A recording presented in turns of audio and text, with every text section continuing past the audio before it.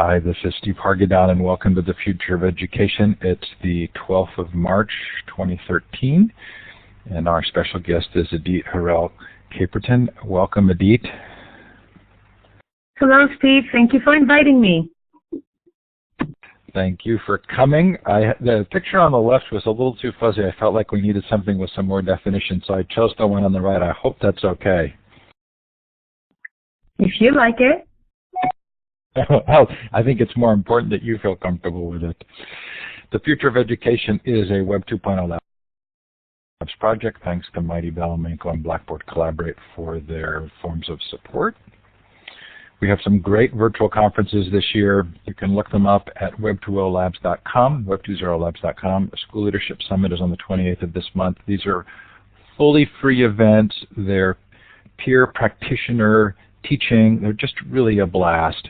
If you're going to be at ISTE, don't miss ISTE Unplugged. That's ISTEUnplugged.com, and our all-day unconference the day before this year called Hack Education. We have a Worldwide STEM Conference in July, the Future of Libraries Conference in October, the Global Education Conference in November. Anyway, lots coming up, web20labs.com. Coming up on this show, Thursday, we have our first ever Book Club 2.0 meeting on Seymour Papert's Mindstorms. This should really be fun, and this interview is a great prelude to that. Then next week, Jay Cross talks to us about informal learning, Adam Bessie on GERM, which is the global ed reform movement. Pasi Sahlberg, I think, came up with that term. Michael Fullen keynotes the School Leadership Summit, as well as Yong Zhao and Bill Brennan. Matt Hearn talks to us about deschooling, John Hattie on visible learning. Anyway, lots coming up, hopefully something there that's of interest to you. If you've missed any of the shows, they are all recorded. Yesterday, we had a fascinating show with Paul Thomas on poverty, specifically poverty in the United States and the corporate takeover of education.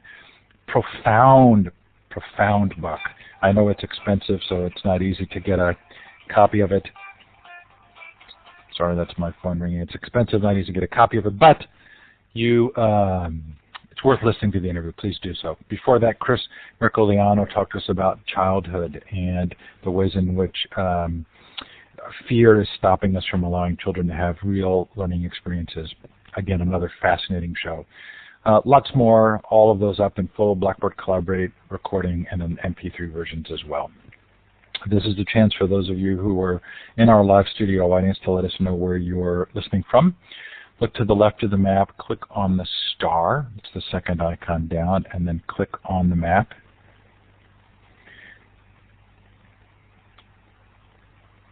Anxious to Stella's in Argentina.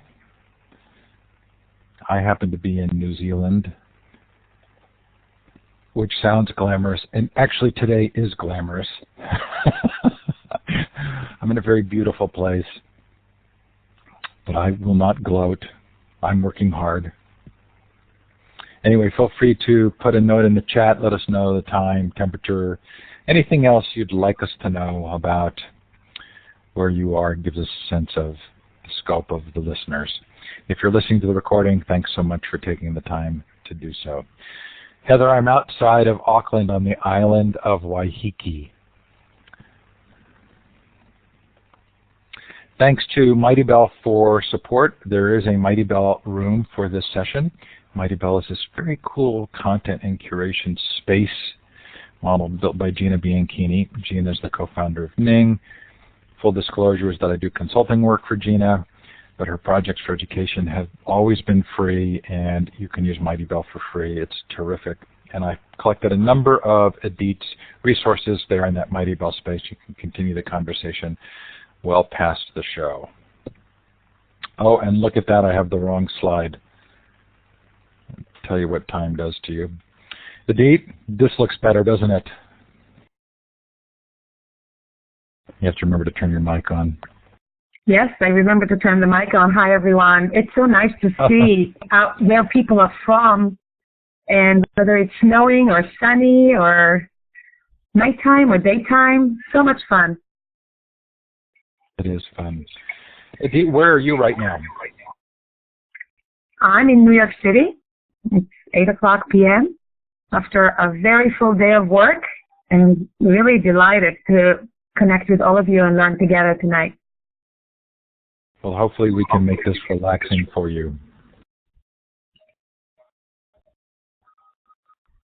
Okay, so Idit, I'm going to ask you to turn your microphone off when you're not talking. You do hear that awful echo. I apologize for that.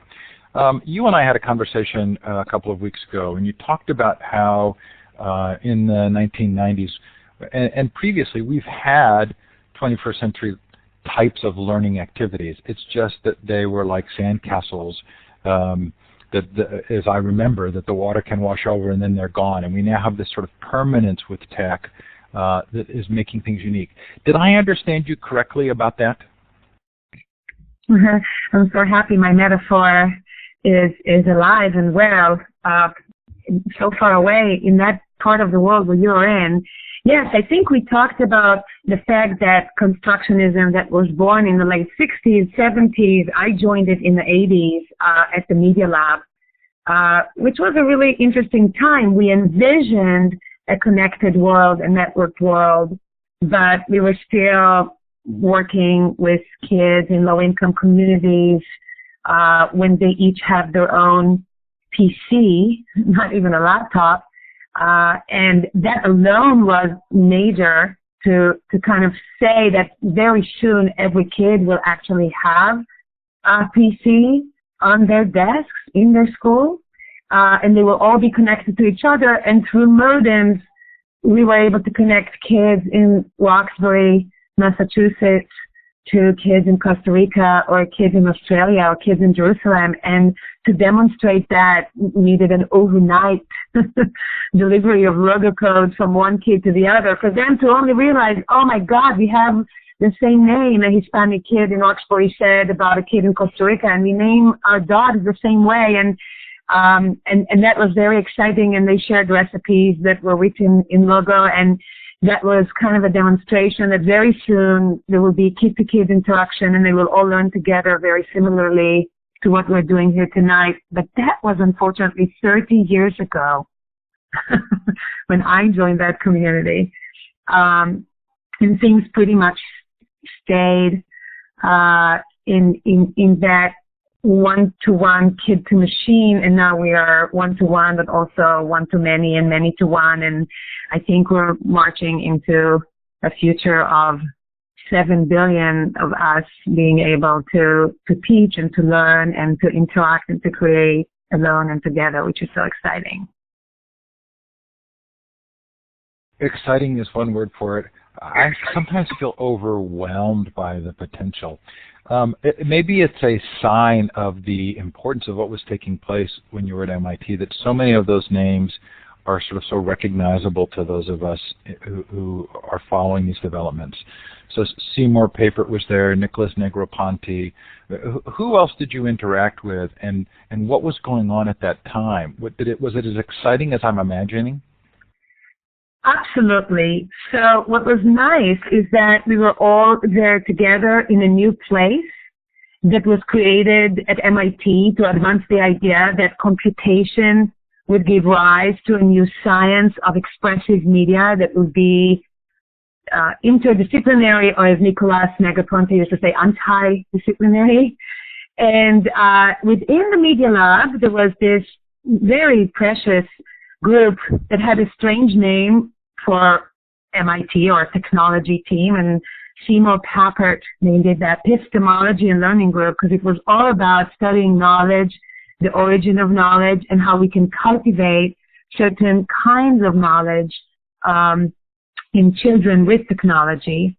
And it was about extending the traditional definition of media technology by treating it as expressive media materials, computational materials for advancing learning. And it was a pretty powerful group that had very fabulous students. Some of them are still leading their own groups now. Ricky Goldman at NYU, Uri Wilensky at Northwestern, Mitchell Resnick is still at MIT, Harel Strawhacker is in North Carolina. I mean, there are so many people. Idit Ackerman is still working with MIT architecture department and Lego people. Yasmin Kafai is a professor at Penn. So there are so many people out there. I can't even mention all of them. And in the faculty, there were these genius gurus who really were experimenting with us and in front of our eyes. Marvin Minsky was thinking about how to make machine learning like children, and Seymour was thinking about a whole new way for children to learn to become cognitive scientists and AI scientists. Nicolas Negroponte was envisioning how the right hand will talk to the left hand via satellite, and Muriel Cooper was inventing font and interactive interfaces and typography for graphic design and visual interfaces. Stephen Bentham invented the holograms, and we took, and Barry Vercoe and Todd McIver were looking at music tools for composition for both composers, musicians, as well as learners. And we took everything and tried to say, okay, let's imagine all of these tools and media as expressive media, not informational media, not instructional media, but expressive, constructive media that will be programmable, will be totally creative and imaginative in the hands of children, and not children that have parents, engineers, who have it kind of just like that at home, but children who are usually in low-income communities, underserved economically, underserved technologically. And we wanted to bring all these Media Lab goodies and systems and ways of thinking to kids in the real world. And I think that was such a profound influence on me since then. And that's what I'm still doing today, and we'll get to that later. So Doug Rushkoff had a quote in one of the things you sent me. He says, Idit is one of the few people creating interactive media today who understands that the promotion of agency is not a default computer setting, but an ethos that must be embedded into every stage of planning, development, and implementation. To what degree is agency something that's facilitated by these new technologies, and to what degree do you have to work to help make sure that it's a part of them? Well, a lot of my work, again inspired by Seymour Papert and our team members at the Media Lab, was about creating passion for learning and creating learning environments that make people fall in love with learning. And I truly believe that if you create projects and environments and people around you where you can cultivate or bring light to passion and ideas of people, you can really create self-motivation and agency and move forward with your ideas. And there is nothing more pleasing, I think, for humans than learning. There is brain research that even shows that it's the same joy that people have with learning that they have when they eat delicious food or having sex. So I think it's a really basic joy that humans have when they learn something new, and especially when they're figuring things out, when it takes time, when it's something that they build, they construct, and they figure out for themselves. So let's talk a little bit about that, because the term constructionism is different than constructivism, and it's certainly different than instructionism, right? But what role does the computer play in that ability to construct more than just ideas, but actual things? So the computer, on one hand, doesn't play any role unless we play it as learners, right? And so it's about us, our hands-on, our minds, and how it all works together with the right tools.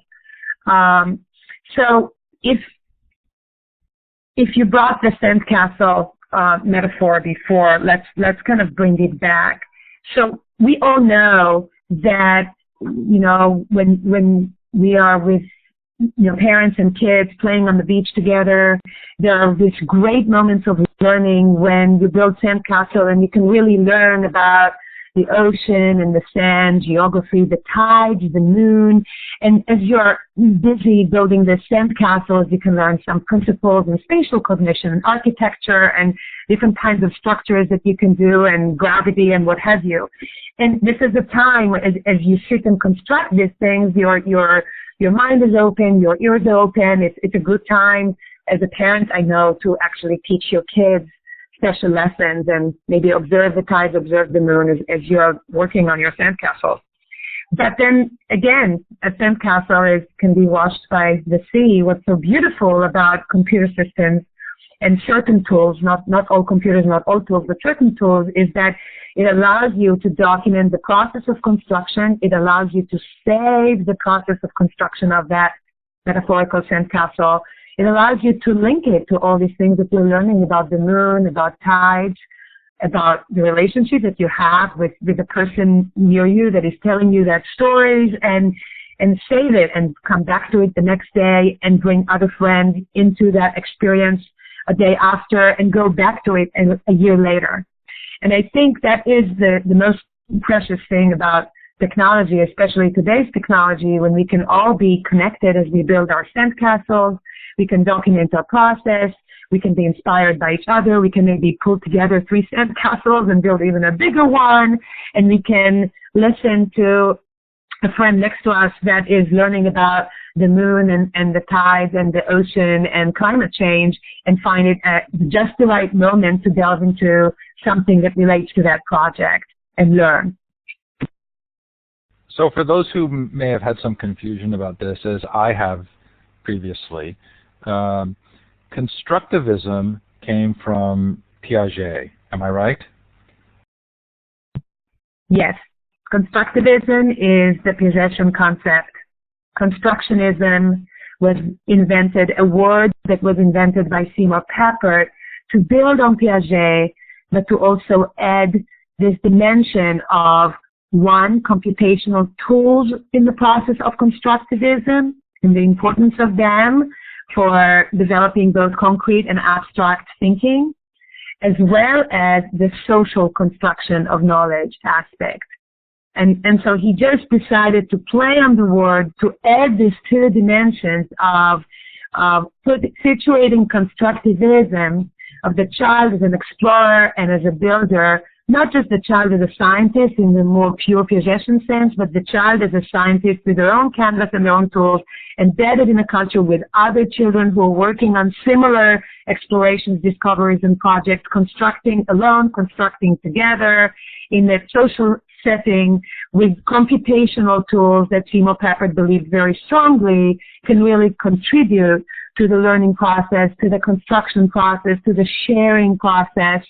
And here we are in 2013, Constructionism 2.0, as I call it.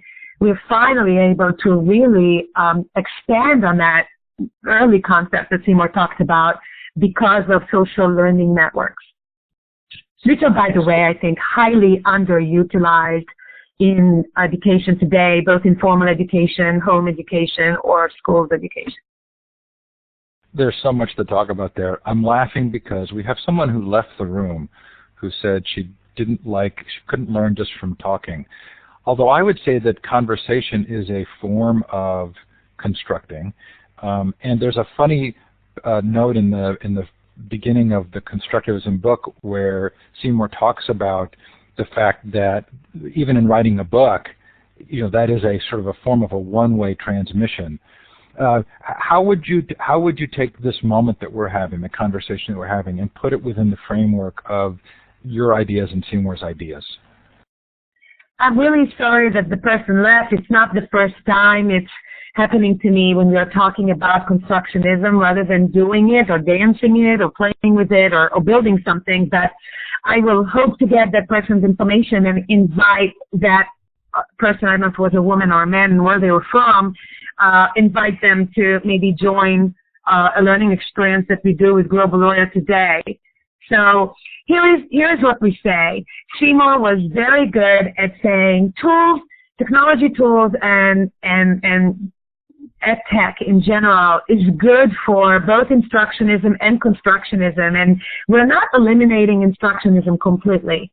there are moments when it's really fun to get a video, to go through a tutorial, to be instructed by someone, whether it's your friend, your older brother, your teacher, your parent, or some expert master teacher.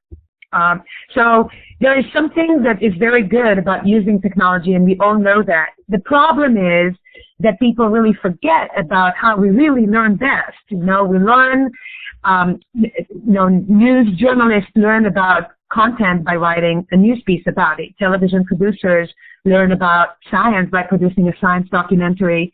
We can learn a lot about climate change by producing a simulation about climate change, and learn chemistry by creating a game to teach chemistry. So the idea that you make something and you try to even teach something in a game, in a simulation, or in an interactive artifact, that's a great way to learn, is a key idea in my work. And what I believe that these constructionist activities are the ones that then allow us to go to instructional moments with technology or without technology that are offline or online and really absorb it very fast.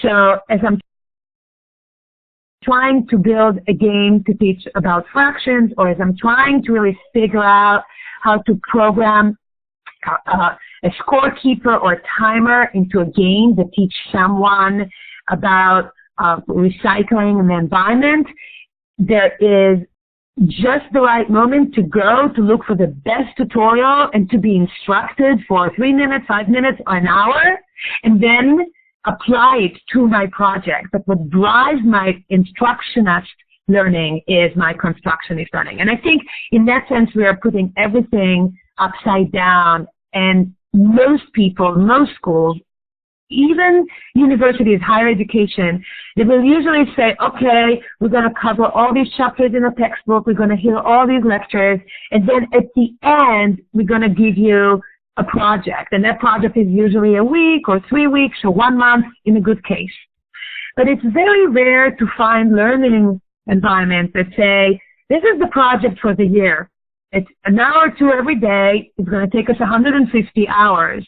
We're going to build this game or this simulation to teach about climate change, or to, help kids understand odd and even numbers, whatever it is. We're just going to delve in and work on this alone or in a team. And then as we work on our project, here are all the branching tutorials and instructional videos and books that we can read as we move along our project. But the project is driving it. And it's not a 2-week project, it's a 1-year project. And I think that's the way real life is. That's the way we all work. I'm sure most of the people who are in this conversation today. That's the way we study new topics as scientists. That's the way we run businesses. That's the way we start a startup. And so why not engage kids in that type of learning K-12? Here you are at MIT.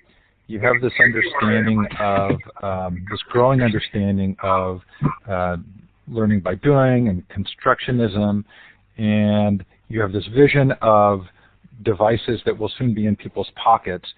What drove you to leave MIT? Well, I saw Mosaic in 1993, and I started thinking about how cool it would be to take that browser and create a media lab for kids on the net. I all of a sudden realized that we've been working so hard with Seymour and his group of fabulous people in one school, just putting 250 computers and trying to transform the school where every kid used the computer every day, the whole day. But it was just one model school. So it was about creating a vision for the future through one school. But I realized that there is a lot that we can do by reaching all kids directly. So the idea of reaching kids directly through browsers, not through the school, not through the home, through their CD-ROMs, which was the period in the late 80s, early 90s, and things that we did with CD-ROM, that was also very exciting. But all of a sudden, every kid in the world, I can be in Mumbai, in India, or in Bronx, in New York, or in Tel Aviv, or in South Africa, or in Brazil, or in Australia, or New Zealand, and I can be on Monday afternoon experiencing the same activity, connecting to other kids just by being on a browser. That idea blew my mind, and I just said, okay. I think the Media Lab wasn't really catching on to this so fast, and I decided to depart and start a company. And I named it Mama Media. MamaMedia.com was probably the first website. That's how we called it back then, a website, although we called it a community for kids and their parents. We called it Mama Media because it was media for kids to create their own media, and it was a media lab for kids on the net, and it was the place for kids to come from a very young age. We decided to start it at age 4 or 5 and really catch them when they're 13 or under and teach them how the internet is not just, back then it was like Yahoo with gray screens and blue links, if you remember, 94, 95. And we decided, no, this is not about links and information, and everybody talked about information. We're going to create a creative space where kids can create stories and send each other their stories and visit each other creations of cartoons and animations, and even when they collect links, the links will have representations. And MamaMedia.com was such a fabulous place, and it was very hard to create it, to really don't take CD-ROMs and just be browser-based. Remember, it was Netscape 1.0, IE didn't even launch. It was Java 1.0. It was really hard. But we made it, and it was a very exciting thing to be this company that drove constructionism for kids in the early age of Internet 1.0. And it was really successful. How did you evolve from there to Worldwide Workshop? Well, at one point, it does something funny. It says, waiting for web tour. Are you going on the web? Now you are. Okay, cool. So at one point, we realized that it's not about us publishing Mama Media activities and being a publisher any longer, but rather, Facebook started, right? LinkedIn started. We started participating in all these social media tools. Amazon had some social tools for connecting people to books and people to people through books. And again, I got so excited. I said, okay, so the world is ready for Constructionism 2.0. Forget about MamaMedia.com. It's time to teach all kids to make Mama Media.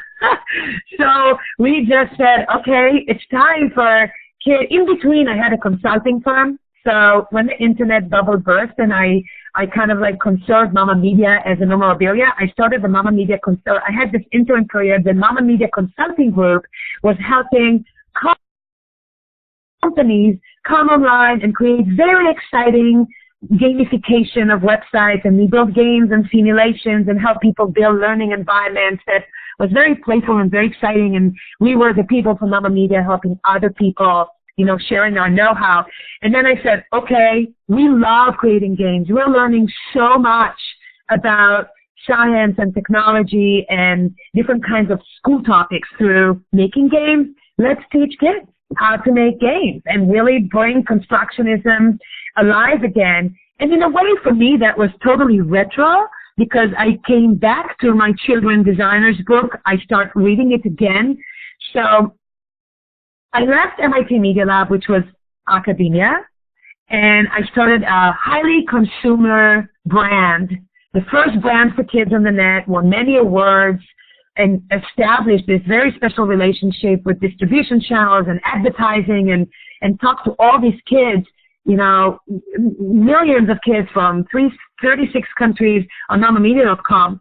But then I said, well, I don't think I'm reaching the low-income kids, because I'm only talking to kids that have computers in their schools or computers in their homes. But there are a lot of kids out there that, just like the kids that I studied when I was at MIT, when I wrote my book, Children Designers, and I learned so much about how kids can learn mathematics and science and programming through instructional software design. When they were building software and games to teach mathematics, Yasmin Kafai, who was my student, my research assistant, and then, of course, wrote her dissertation, Minds in Play. She then continued that work, too, and there were a lot of other people out of the Media Lab that kind of started looking at ways in which we can teach kids programming and teach kids how to build their own games. Mitchell Resnick, very much following Mama Media, did Scratch. We had a thing about Mama Media called BotBlocks, which was the first programming language for kids that was drag and drop object-oriented programming that was extremely successful that we launched in 99, 2000. And so there were a lot of things that were emerging, and I say, okay, but I want to reach these low-income kids and in schools that are failing and infuse them with this Constructionist 2.0 when they can learn on the network but with industry standard tools. I really want them to learn how to program in Java, how to program in /ActionScript, how to really do JavaScript, how to build all these games and all these simulations and all these apps on a social learning network like Facebook. So it's going to be a Facebook with purpose. I called it the good Facebook in the early days when I was running around raising money again. I said, this is going to be the good Facebook. People are not just going to talk about, or the good MySpace, if you remember that. I'm not just going to talk about music and celebrities and share, photos. Their killer app will be, instead of sharing photos, they'll share games and apps that they're writing. And we need to, therefore, create a learning environment when they can upload the process of learning. Remember the sandcastles, right? So we will build a social learning network when every kid and every team can share every single research and every single link, as well as everything they program, every piece of code, every paper prototype they create, every imagery that they collect or animate by themselves using the tools that they were using with industry standard tools. So that was early. That was 2006. That was very early. I think I'm talking today, and a lot of people understand the gamification and STEM and coding and how important it is. But when we said that in 2005, 2006, when I started this worldwide workshop, hence the name, Worldwide Workshop, everybody in a workshop, hands-on, doing social media technology for learning and thinking about making games and simulations for science, games about human rights, games about bullying, games about mathematics. That was very exciting, and Seymour was very excited about that, especially about how can kids learn mathematics through making games for mathematics.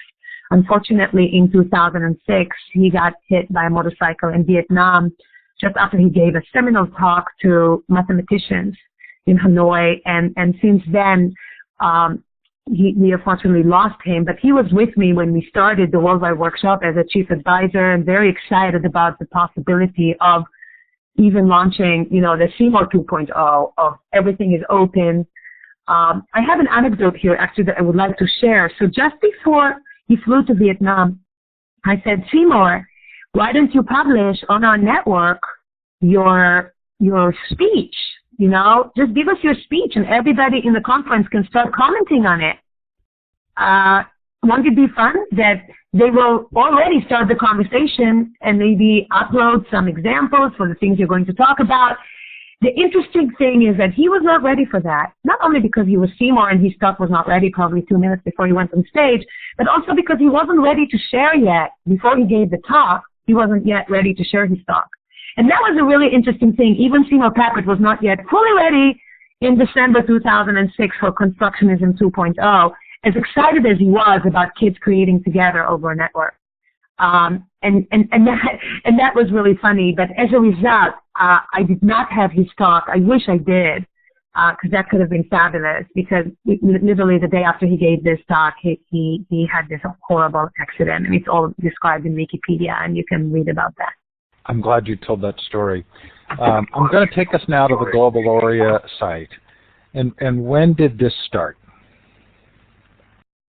So 2006, Globaloria started, and we had a vision of being a global network for learning where students can develop digital literacies, science, technology, engineering, design, mathematical and computing knowledge, and also practice what we call digital citizenship or global citizenship. I've been visiting schools and I realized that most kids, millions of kids, have no idea how to participate, not even on Facebook, and they didn't know how to go, get an email, establish an account, and start blogging. They have no clue that they can actually write an article for Wikipedia. They didn't know that MediaWiki software is available for them to build their own wikis. The concept that they can now be creators of the network, of the learning environment, as well as of the artifacts that they create in that learning environment was so far away.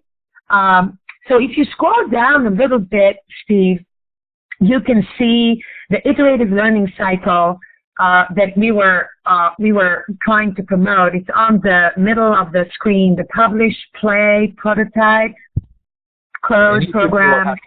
Each of you will have to do that on your own. There's a scrolling bar. I have control. That's so nice. I didn't realize I have control. How funny. I usually grab control. Here we go. So that is the way we simplified it. But we really wanted everyone to learn how to participate, to participate actively and thoughtfully, not just by playing other kids' games, but also by learning how to do their own research, do design documents, planning, how to do paper prototypes, video prototypes, demos, how to code and program and publish, and go through that cycle again and again and again in order to benefit their own learning as well as do something good for their community.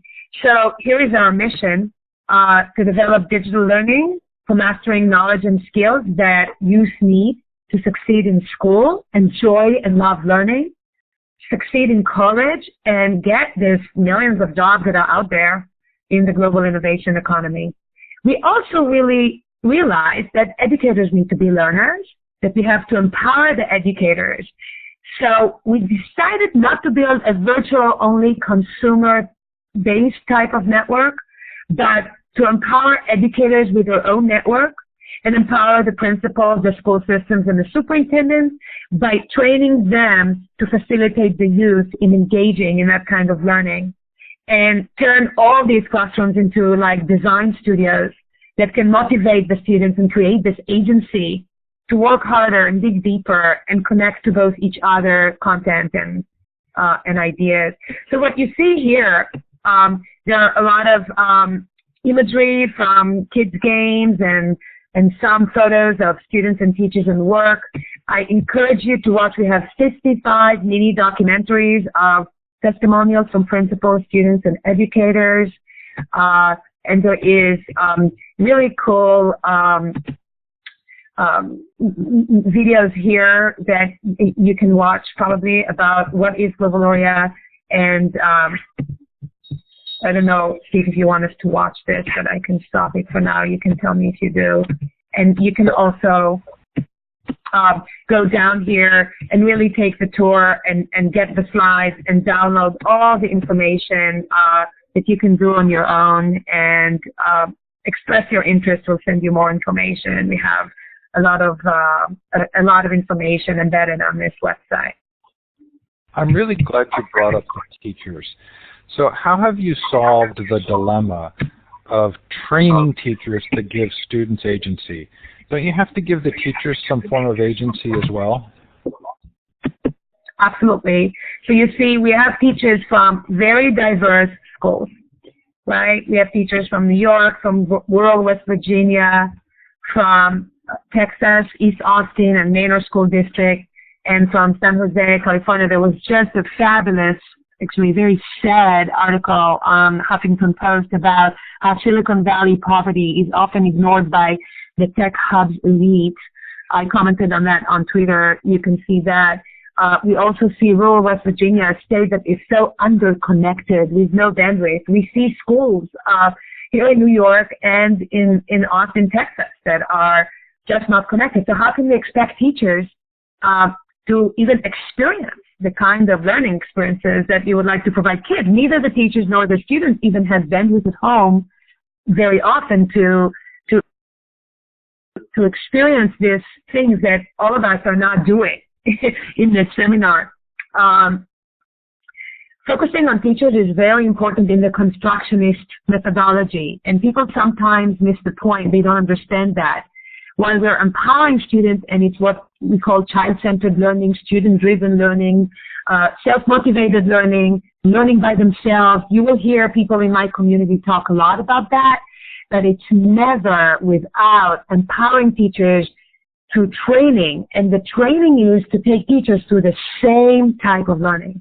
And very much in the tradition of constructionism, we have workshops. Every first-year teacher does a 3-day workshop with us in the summer, and then a 2-day workshop with us the second year, and then they move into a mentor's workshop if they want to move to be mentors. And we very much believe that teachers have to come together, hands-on, go through the curriculum, and really be a student. Forget about being a teacher. That is very much in the tradition of Seymour Papert and the Epistemology and Learning Group at the Media Lab, and delve into this dirty learning. Hands-on, dirty learning, get lost, figuring it out, get stuck, try to solve things together, and experience the empowerment that it gives the teacher to then be able to come to the classroom just a baby step ahead of the student and be able to do these 4 modes of learning. There is these 4 modes of learning that I really love to talk about, which is learning through design, learning through construction, peer-to-peer learning, which is students learning together whether you are at the same level or not, co-learning of students and teachers together, that's mode number 3, and then expert-guided learning on demand. And the expert can be in the classroom, the teacher, or the teachers just need to be empowered by other experts on the network, which is so fabulously available in Social Learning Network 2.0. Okay, so learning through design and construction, peer learning, co-learning, and expert guidance. Did we get those 4 right?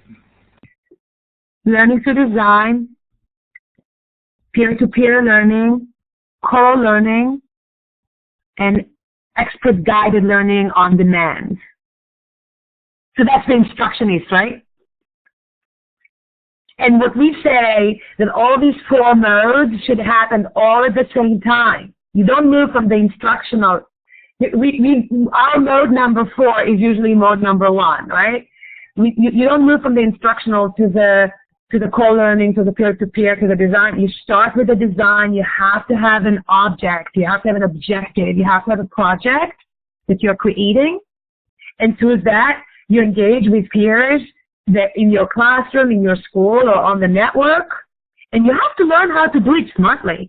You have to learn how to post a blog that get comments, how to post a question that people can answer, how to go to your friend and ask them for help. You have to learn how to go to a friend in the classroom and how to go to a friend on the network. And the co-learning is something the teachers usually have to learn on one hand, because for many of them it's hard to do co-learning, and this is something that everybody in this space is talking about. But also students need to learn with their teachers and be patient about that. And then everybody needs to know that there are resources, there are tutorials, there are different kinds of texts and resources out there, and master teachers available to give you a 10-minute session or a 1-hour lecture, or maybe overnight you just submit your design, you submit your game, and we have something called expert feedback system. When game designers and programmers, teachers say, oh, this team is looking for feedback. I can't even give them feedback about their code because I don't know how to code, or I did never engineered a game like that. Can you please provide to people to give them badges or to give them feedback about their creation? And that is so amazing, because the teacher realizes that their students are ready. That's a very important role for a teacher to play. And they submit the students to an expert who can overnight volunteer to look at the students' work. And the teachers can then learn from the feedback that the expert provided. But the teachers can also guide students to a tutorial that we provide, or a tutorial somewhere else, or they can call the history teacher to teach them about, some topic in science or World War II, because that teacher can really help them on the content of the game. So we've talked a lot about on this show about the way in which sort of deeper narratives around learning often stay in the shadows. They're implemented by a few people in different places, but it's very hard to have sort of a larger collective movement around more thoughtful narratives on learning. Somehow you've cracked that code a little. Can you tell us a little bit about how extensively you've been able to get reach and what you think you've done to be able to do that? And your mic's off there. Can you please repeat, to be able to do what? Well, you've done a good job of getting broad participation. Right? You're in many states with thousands of students. Maybe you could tell us a little bit about that skill and also how you've been able to do that.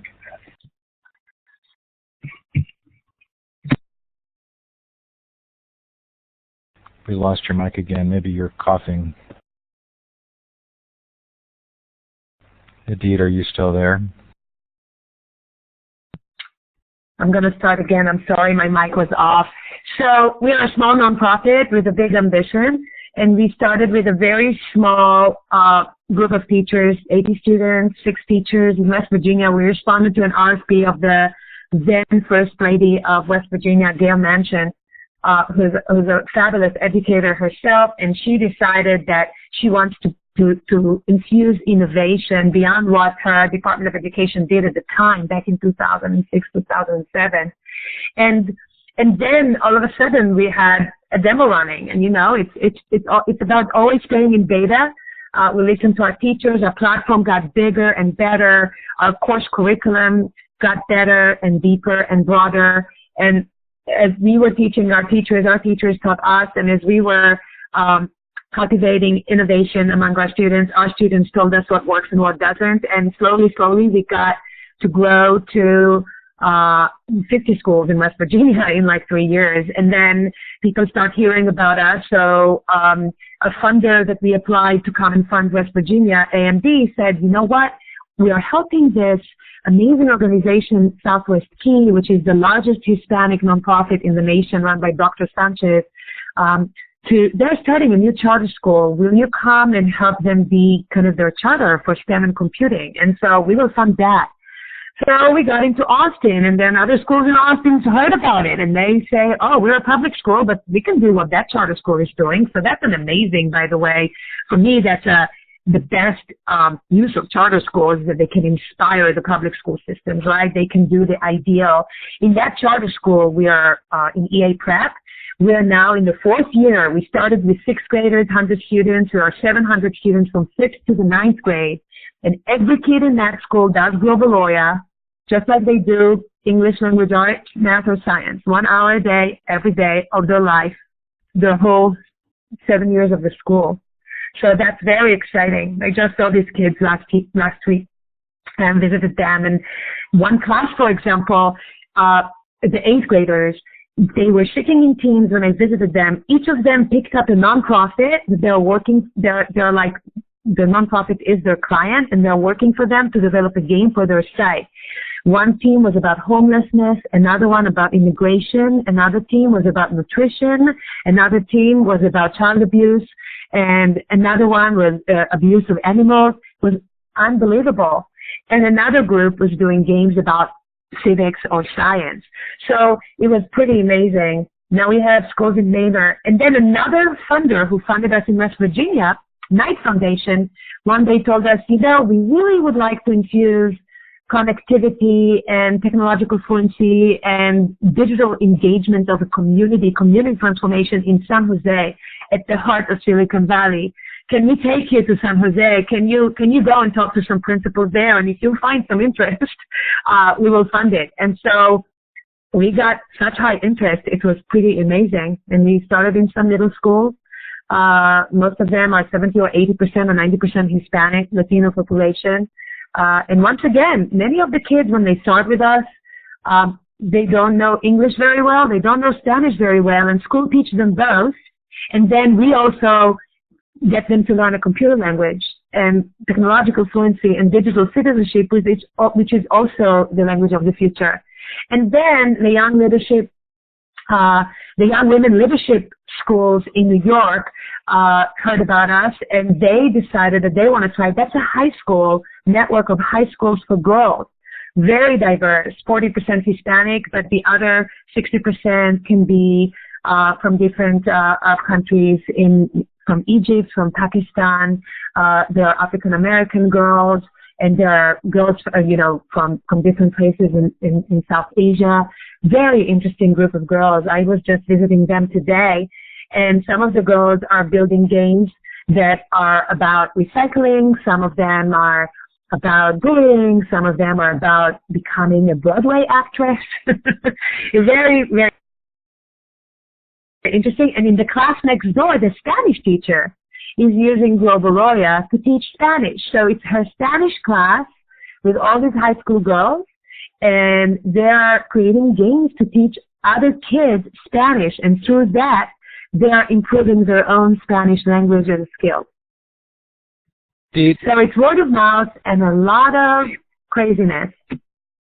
So I'm going to make a comparison, but you may shoot it down. But as I was reading about Globaloria, I kept thinking about fan fiction and the process by which now the internet has enabled youth to write, get feedback. I thought about things like Instagram, where they can take photos and get feedback. Are these part of the same story, or is there something more that the game design brings that the others don't? Well, that's a great question. I think it's definitely cousin philosophies of learning. So if we look, all I can ask you is to look at these games, right? And to look at this game. A lot of people are teaching kids bullying, right? And kids can write essays about bullying. But this group actually taking that topic, and they create an interactive game that I invite you all to play after this session. This is another game that was created, Addition Men, by a kid from Sandy River Middle School. Sandy River Middle School is in McDowell County, which is the southernmost part in West Virginia, one of the, if not the poorest county in our nation. And they did this game both in English and in Spanish. And, I think the fact that there is opportunities for kids to also blog and to get feedback about their games, that's fantastic. But I think that here is Elemental Elegance, and that's a game, you can hear the sound effect. That's a game that was created by high school students to teach about chemistry. So it's a chemistry teacher that decided to do this, this game. That was an important topic also. Remember the Gold Coast rescue, and this was created by Yvonne, who is one of our team members, and she just wanted to demonstrate to teachers in one of our workshops a game that she was building. And so we have games by teachers, game by students, game by team members of Globaloria, and it was a really important thing for her to demonstrate certain ideas in programming in Flash ActionScript and layering and animations, and she just decided to create a game during the workshop and posted it here. If you have a question for Idit, please feel free to put it in the chat, or you can raise your virtual hand. We did get a question earlier. It's fairly specific, but the question was, do you get into issues when students design games and use sexist or inappropriate terminology? For example, in this one game he's looking at, the character refers to my broad being attacked.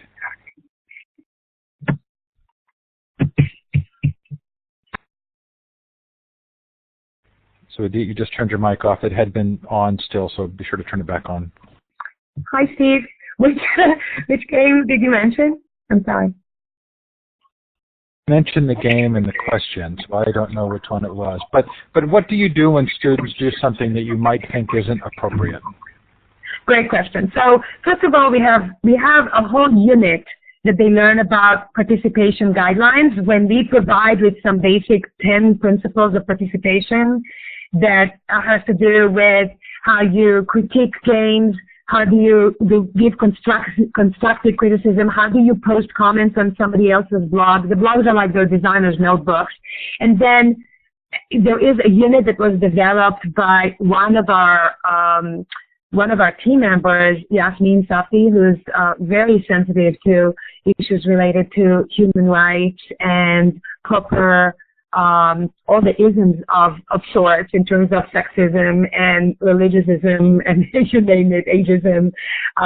And she really had a whole workshop with our teachers because as students were creating certain games, they did often touched on some things that we didn't like to see. Like we had kids, for example, submitting a game to one of our Globies Award design competitions where the game was about, I think, throwing immigrants out of, Texas or something.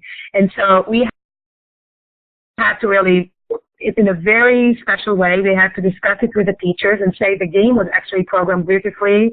The art was great. The coding was very sophisticated. The team did a great job on the teamwork, but we cannot really accept this topic and content, and it's a great opportunity for you to discuss it with the students in your classroom and see, and they need to understand why this is really not appropriate. We had the same thing about characters that maybe were, had some implications related to obesity or being black or whatever. So there are issues, and we are encouraging all the kids to only work on educational games. That's why this project can happen in school. And we are also encouraging all of them in the participation guidelines to decide themselves for their community the do's and the don'ts in a very active way, and they vote for it, and then they have to kind of comply. We have just a couple minutes left. We do always finish on time as a courtesy to our presenters, and knowing you're on the East Coast, that's even more important. Tell me about media literacy, how it's different from digital literacy, and how you address both of them.